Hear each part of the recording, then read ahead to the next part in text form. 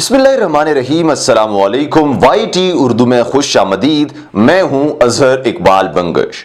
दोस्तों, यकीनी तौर पर 24 जुलाई 2020 को बरोज़े जुम्मा आपने आया सोफिया में नमाज जुम्मा के मनाजिर तो देखे होंगे और बड़ी तादाद में लोगों की शिरकत के हवाले से आपको मालूम होगा, और साथ ही साथ रजब तैयब उर्दवान के कुछ ना कहने के बावजूद उनके तासुरात से बहुत कुछ आपने अखज़ भी कर लिया होगा।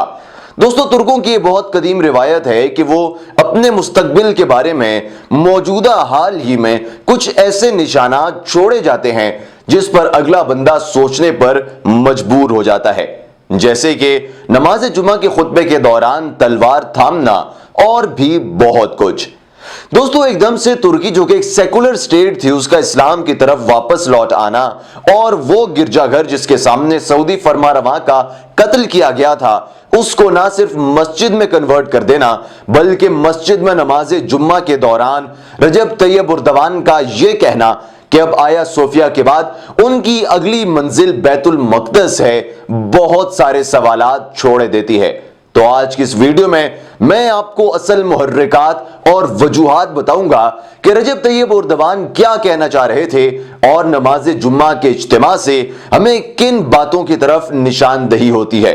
इसके साथ साथ आपको बखूबी मालूम होगा कि 2023 में तुर्की पर जो मुआहिदा लोज़ान मुसल्लत किया गया था जिसने तुर्की की मईशत को अपाहिज करके रख दिया था उसका भी इख्तिताम होने वाला है और तुर्की अब दुनिया में एक ऐसी ताकत उभर कर सामने आएगी जिस पर पूरी मुस्लिम दुनिया फख्र करेगी।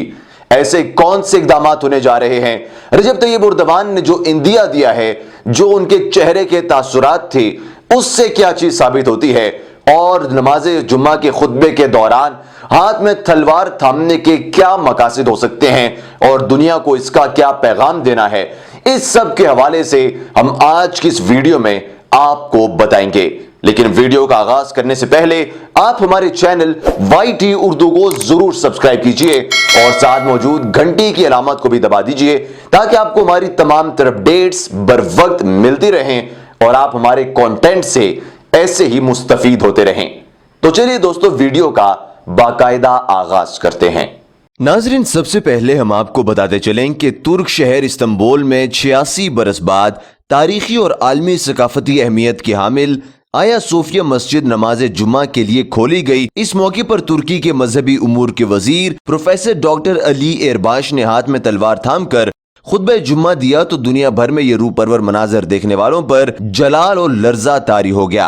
क्या आप जानते हैं कि ये तलवार किसकी थी और उन्होंने हाथ में क्यों थामी? तो दिल थाम कर सुने कि प्रोफेसर डॉक्टर अली एरबाश ने खुतबे जुम्मा के दौरान कुस्तुनतुनिया जो कि मौजूदा इस्तांबुल है इसको फतह करने वाले सुल्तान मोहम्मद फातेह की यादगार तलवार हाथ में थाम रखी थी।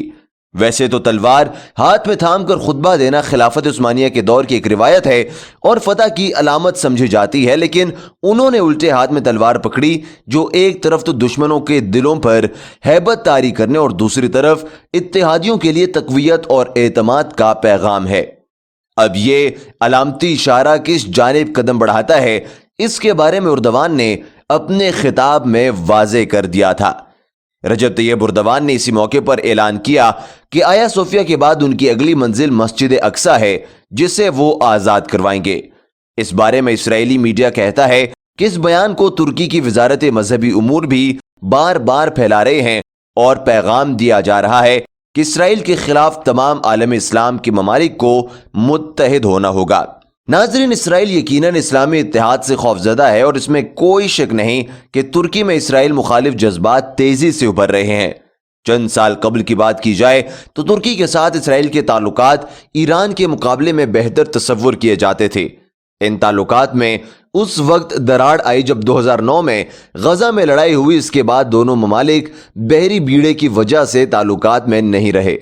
सोशल मीडिया पर सर्च किया जाए तो चंद इंटेलिजेंस एजेंसियों के मुताबिक ऐसी इतलात मिल रही हैं कि तुर्की के हमास के साथ ताल्लुकात करीबी होते जा रहे हैं, जबकि दूसरी जानिब ईरान भी हमास की हिमायत करता है। सबसे अहम और ख़ास बात यह है कि अंकारा और तेहरान की खारजा पॉलिसी ज़बान में मस्जिद अक्सा को आज़ाद कराना पहली तरजीह है। اب ان سب باتوں کو سوچا جائے تو مشترکہ مفاد کے لیے دشمن کے دشمن سے ہاتھ ملا لینے میں قباحت محسوس نہیں کی جاتی۔ اسی لیے اب انتظار ہے 2023 کا، جب ترکی اپنے 100 سالہ معاہدے لوزان سے آزاد ہو جائے گا۔ اس معاہدے کے بارے میں ہم آپ کو بتائیں کہ یہ 24 جولائی 1923 کو سوئٹزرلینڈ کے شہر لوزان میں پہلی جنگ عظیم کے اتحادیوں اور ترکی کے درمیان طے پایا تھا۔ معاہدے کے تحت جمہوریہ ترکی کو عالمی سطح پر تسلیم کیا گیا تھا۔ یورپی یونین کو ترکی سے چند تحفظات درکار تھے، اس لیے ترکی پر 100 سال کے لیے چند پابندیاں عائد کر دی گئیں، جس کے بعد ترکی عملی طور پر اپاہج کی حیثیت سے زندہ تھا۔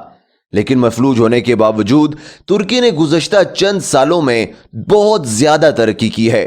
143 مضامین پر مشتمل معاہدہ لوزان کی روس سے خلافت عثمانیہ ختم اور سلطان کو ان کے خاندان سمیت ترکی سے جلا وطن کر دیا گیا۔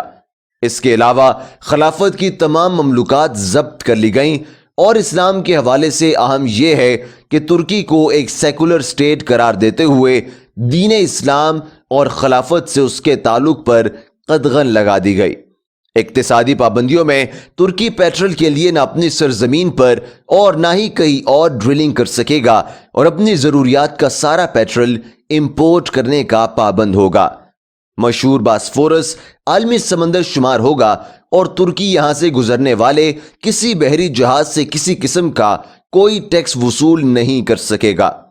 یہاں پر یہ بات واضح رہے کہ باسفورس کی سمندری کھاڑی بحر اسود، بحر مرمرا اور بحر متوسط کا لنک ہے، اور اس کی اہمیت کا اندازہ اس بات سے لگایا جا سکتا ہے کہ یہ عالمی تجارت میں ریڑھ کی ہڈی کی حیثیت رکھنے والی نہر سوئز کے ہم پلہ قرار دی جاتی ہے۔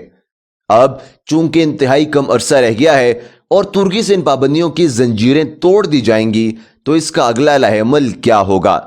اگر بات کی جائے سلطنت عثمانیہ کی بحالی کی، تو یہ ممکن نہیں ہے، کیونکہ ایک عرصے تک سیکولر زندگی گزارنے والے آزاد عوام سے شاہی خاندان کی اطاعت ہضم نہیں ہو پائے گی۔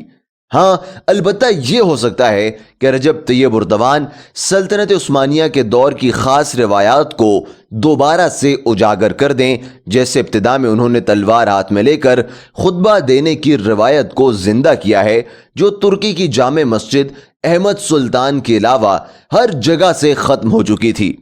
جہاں آج بھی نوعمر بچے سلطنت عثمانیہ کے دور کا لباس پہنے ہر جمعے کو تلوار تھام کر مسجد میں آتے ہیں، سلطنت عثمانیہ ترک کا فخر ہے، لیکن وہ دور اس وقت کا تھا جب یہ سلطنت سعودی عرب، شام وغیرہ کے طویل رقبے پر پھیلے ہوئی تھی، جبکہ آج محدود استنبول میں سلطنت کا دوبارہ قیام ناممکن ہے۔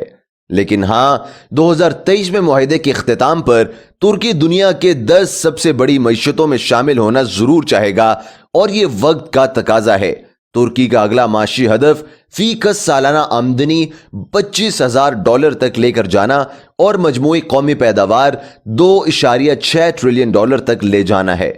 وہ سیاحت میں بھی دنیا کے اولین 5 ملکوں میں شامل ہونا چاہتا ہے، مگر سلطنت کی بحالی والی باتیں محض افواہ سے بڑھ کر کچھ نہیں ہیں۔ ان اہداف کو پورا کرنے کے بعد وہ اس قدر طاقتور ضرور ہو جائے گا کہ مسجد اقصی کو آزاد کروا لے۔ یہ امید ہی کی جا سکتی ہے کہ ان حقائق کے سامنے رکھنے سے بے مقصد اور نوسٹیلجیا کے آبیاری کرنے والی افواہوں کے زور میں کسی حد تک کمی ضرور واقع ہوگی، اور جو سلطنت عثمانیہ کا خواب لوگ دیکھ رہے ہیں اسے یقینی طور پر چاہتے یا نہ چاہتے ہوئے ترک کرنا ہوگا، کیونکہ ایسی کوئی پاسیبلٹی اب سامنے نظر نہیں آ رہی۔ دوستو، اگر آپ کو ہماری یہ ویڈیو اچھی لگی ہے تو ہماری حوصلہ افزائی کے لیے اسے لائک ضرور کیجیے گا، اور کمنٹ کر کے اپنی قیمتی آراء سے ہمیں ضرور آگاہ کیجیے گا۔ اور اگر آپ پہلی مرتبہ ہمارے چینل پر آئے ہیں تو ریڈ بٹن دبا کر ہمارے سبسکرائبر بن جائیے، اور ساتھ موجود گھنٹی کی علامت کو بھی دبا دیں، تاکہ آپ کو ہماری تمام تر اپڈیٹس بر وقت ملتی رہیں، اور آپ ایسے ہی ہمارے کنٹینٹ سے مستفید اور آگاہ ہوتے رہیں۔ آپ سے ملاقات ہوگی ایک اور ویڈیو میں، تب تک کے لیے دیجیے اظہر اقبال بنگش کو اجازت۔ اللہ نگہبان۔